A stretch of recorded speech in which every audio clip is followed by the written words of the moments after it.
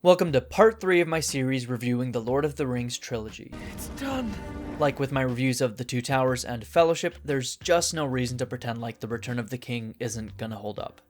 With that said, this is definitely the entry with the most issues, and certainly is the one that holds up the least. Despite this, there's still a lot of really cool stuff going on that we will discuss as well. Let's get right into it. So why is this the worst one? After all, it won every one of its 11 Oscar nominations, including Best Picture, tying Titanic and Ben-Hur for the most Oscar wins for a film. Well, it had a lot to try and top.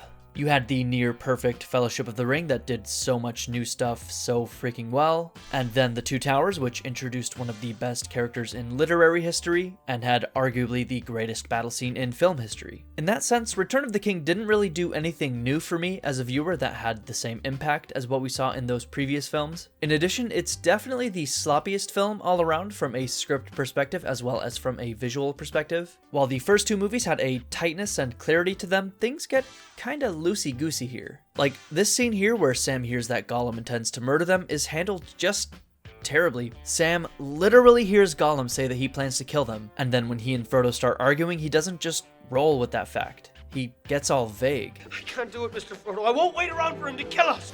He's a villain. Don't be vague, bro. Just say like, dude, Frodo, I was listening to Gollum talking to himself and he said he was going to kill us. I'm serious, dude. I heard the words come right out of his creepy frog mouth. No, Sam, I straight up don't believe you.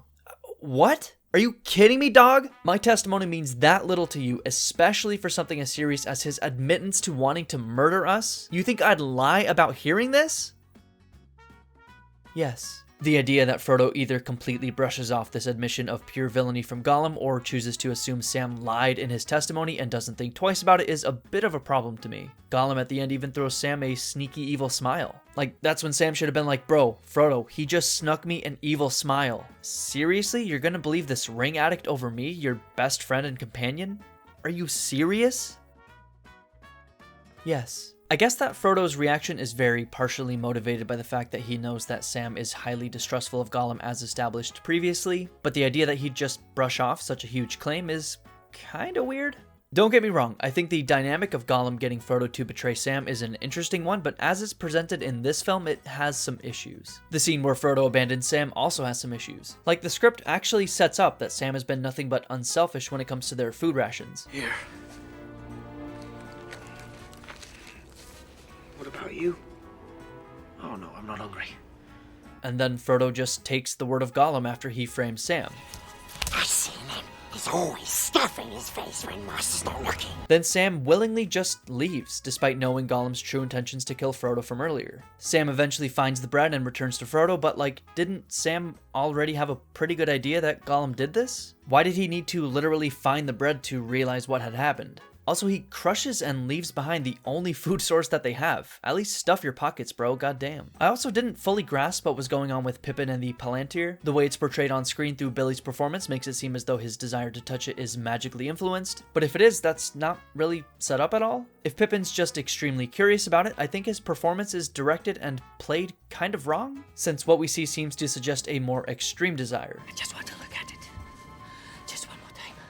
Growing up even, I just assumed it had a similar pull to him that The Ring had on people, but watching the film this time around, I don't see any reason to assume the Palantir had that sort of effect. God, do I even like this movie? I was stunned by the lack of Arwen. It's been a while since I'd watched these films, but for some reason I remember her being in them a lot more. In this film, she's just kind of vaguely in the background. She has one sequence where she realizes that she wants to be with Aragorn that takes up the vast majority of her screen time, and that's basically it. This part of the scene reads like a weird anti-abortion commercial for some reason too. Like, look at this kid's face. I could have been king of Gondor, mommy. Incredibly, she's still third billed, above Aragorn, above Sam. Even Hugo Weaving as Elrond is in the film longer. Won't someone think of the men for once? Real quick, I'd like to mention this week's sponsor, HelloSesh. Get the finest weed in the South Farthing delivered straight to your door. I highly recommend the long bottom leaf, though I've heard the old Toby is worth checking out too. For real though, I only just broke 100 subscribers, so getting a real sponsor is probably a long way out. Straight up, if anyone wants to steal HelloSesh, please do, but give me like 5% or something. Oh, what else is going on? Can I nitpick? I'm gonna nitpick. more than I've been doing. It's awfully convenient for Sam that this entire battalion of orcs decided to kill every last one of each other prior to him descending on the tower. Maybe this could have been a good place to show the true power of the ring, since this film, like the previous two, still doesn't explain what this thing actually does. Maybe the ring does help him as he fights these orcs. I don't know. Wish the movie would tell me. I also found it kind of jarring that they had Circus do his fake-ass Gollum voice in the opening scene. Put it on! Go on, put it on! Never thought twice about it when I was younger, but I don't know. Maybe he had a normal voice while he was still a regular hobbit. I could have bought that after 500 years of being tortured by the ring. His voice might change a little. Maybe the filmmakers wanted the audience to know that this was Gollum more clearly? Don't know. I also found the whole Beacons of Gondor thing to be a little comical. Like, when you're a kid, it's awesome, and what the scene represents is cool. But the idea that there's just a bunch of people manning these beacons 24/7 in these incredibly remote locations is hilarious. I can suspend my disbelief for orcs, giant super elephants, and magical flashlights, but this is the thing that takes me out of the movie the most. Like, look at some of these locations. How the hell are they getting supplies up there? They show these little huts, but you're not going to be storing months of food and water in there. The logistics alone would be absurd. You'd need dozens of teams of professional mountaineers constantly bringing supplies from local towns up and down these enormous mountains to help sustain an alarm system that gets lit, like, what? Once every 1,000 years? Or are these beacons lit every other day? Either way, I'm not sure how you can justify it, and you only get to light them once before you all of a sudden have to deal with the logistical nightmare of getting another enormous set of firewood up these mountainsides. They're shown to be manned by 2 people, so I assume one guy is on the night shift and the other watches during the day, so they don't even get to hang out much? Is every one of these beacons like that recent film The Lighthouse? If I'm a Gondorian citizen, I'd be seriously skeptical as to whether this is an appropriate use of my tax dollars. Like I said, it's a cool moment and a cool visual, but I found myself kind of chuckling at the thought of what would actually go into managing such a complex system that probably never really gets used. I mean, I guess it got the people of Rohan to Gondor, though that doesn't really have much meaning since their presence there doesn't amount to a whole lot. While I appreciate thematically that they're willing to fight to a certain death against the armies of Sauron, their victory in the Battle of the Pelennor Fields also struck me as a bit of a negative. Like I complained about with the Battle of Helm's Deep, their victory is handed to them via a Deus Ex Machina, although I'd say this one's even worse. As our warrior party makes their way to Gondor with the Rohirrim, they coincidentally are informed by Elrond that the Mountain Theron has a path that coincidentally houses an invincible army of ghosts that happen to coincidentally have sworn an oath to Aragorn's ancestor. These guys eat through the entire orc army like they're nothing. Boring. Who are half these guys they're fighting anyway? They make some vague mention of mercenaries and angry people from, like, the south or something, but the script plays so fast and loose with these elements that you kind of get lost a tiny bit as to who exactly all of these players are and their place in this world. All of these things I'm complaining about for the most part could have been done right. If things were set up a little better or tweaked here and there, most of these elements would have worked just fine. But like I said earlier, this feels like the sloppiest entry when it comes to the execution of a lot of these aspects. Even the visuals take a small but noticeable step backward. Remember how much I gushed at the incredible digital composites of Fellowship? Return of the King has them too, but they're way more obvious and worse looking. I don't even want to know what's going on with this shot of Sam running into Mount Doom. The dry for wet effect that they do with Deagle is also kind of bad. The stuff they do in the first 2 films works pretty well, but it's like they just gave up for this film. I mean, I can get it. They'd been working on these films for like 8 years by that point. They also straight up plagiarized the Ganon's castle collapse from Ocarina of Time with the collapse of Barad-dûr. Those hacks. Damn, I guess they just conveniently cleaned up all of the orcs in Middle-earth too. Just some light genocide, I guess. Honestly, the biggest question I have is why didn't they just fly the eagles to Mount Doom?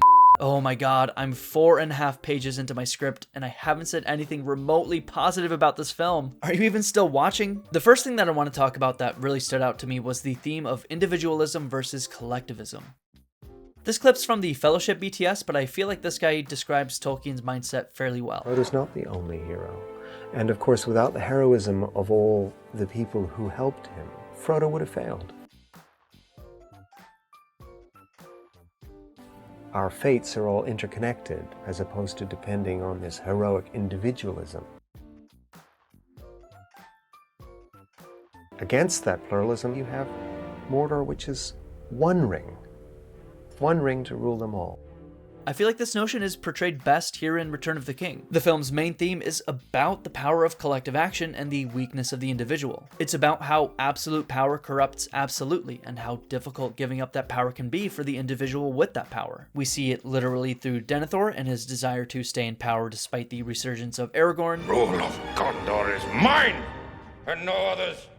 But the ring is a perfect figurative representation of this concept as well. Remember how I complained about this guy's description of the ring in my Fellowship review? It's clear that the ring is, in its way, addictive. As to what people are being addicted to, it seems to me that's really very clear. It is power. People start off with good intentions. They want the power in order to carry out the good intentions. But once they've got the power, they won't give it up, and the good intentions turn increasingly to bad intentions. Well, while I don't think what he describes comes through particularly clearly in that film, this idea makes total sense in Return of the King. Frodo, the sole proprietor of the Ring of Power, has power that he doesn't want to give up. The ring is mine.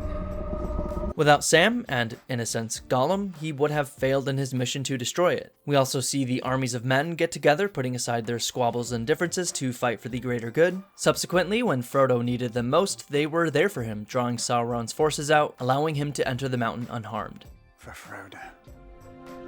We see the individual fail, but the collective succeed. I also think this theme resonates more so today than upon release of the film. I think more and more people are accepting of the fact that rugged individualism is a fallacy, and that our accomplishments, however great or minor, rest not only on ourselves but the people around us, directly or indirectly. I also like the fact that the film had a strong female character. I don't have time to get into the vast history of women's representation in film, I'm not Anita Sarkeesian, but Eowyn is just about the only female character in this entire trilogy with anything to do, and having her subvert the tropes of prototypical female fantasy characters is cool to see. 2/3 of the trilogy's credited screenwriters were women, so it makes sense. I really appreciated how the film captured the epic scale of the events it presents. The ending sequence especially is incredible. The culmination of 3 films worth of tension buildup is felt when the ring is finally destroyed. The relief you and the characters feel is real and incredibly satisfying and well done. Like I said before, certain aspects of the visuals are less refined than the previous films, though I can understand it as this one probably had the most CG out of all of them. That said, the highs of the film's visuals still reach very high. The costumes, the sets, they're all incredible even by today's standards, no doubt about it. So all in all, I'd say the film still feels solid enough from a visual perspective in 2022. A lot of my gripes in the film are genuine issues with the movie's script and some of the execution of its ideas. I would argue that these would be issues that would plague the film even in 2003, and others have discussed some of what I talked about earlier over the years as well. Still, these issues don't really affect the film's ability to hold up in 2022. Aside from the increasingly dated CG and compositing, the movie's execution, like its predecessors, generally would hold a strong candle to anything coming out today. The wonderful sets and costumes, the powerful themes, and the timelessness of its source material coalesce into a work of art that still definitely holds up extremely well today. It's by far the film in the trilogy with the most issues, but for the most part, it's still a fantasy masterwork,